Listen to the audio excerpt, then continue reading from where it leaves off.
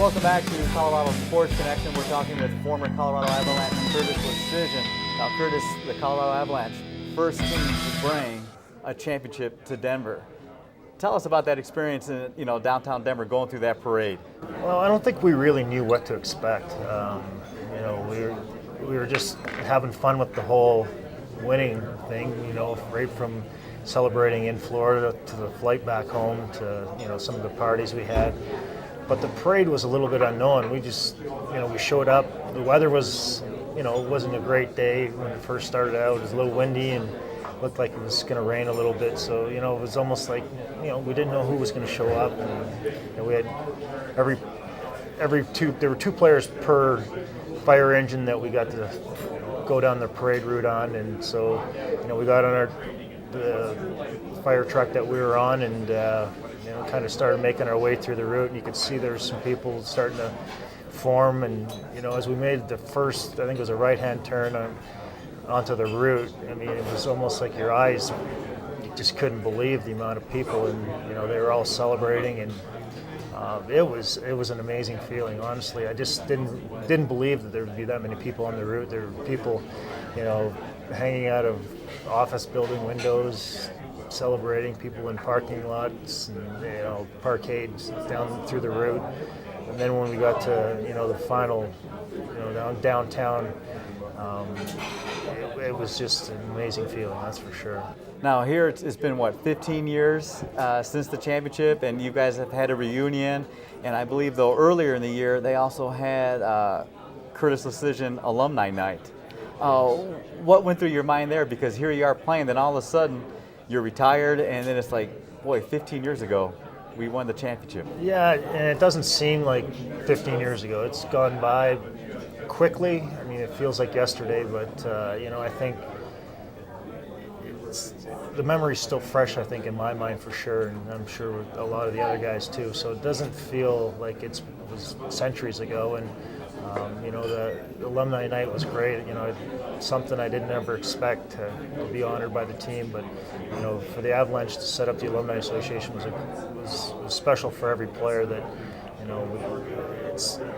you develop such a great camaraderie with those players and a special relationship with them that whenever you see some of those guys, it's a good time to see and reflect and bring back some of those memories. So the actual reunion night that we had for opening night this year was a great time to see everyone again and celebrate. Now, I believe 1988 you were the third overall draft pick in NHL. So when you do get drafted, what's going through your mind, and what type of career were you expecting for yourself? You know what?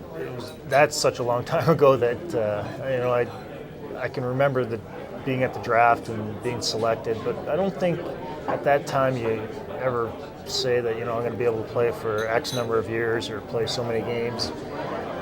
You're just excited about being selected and having the opportunity to go and play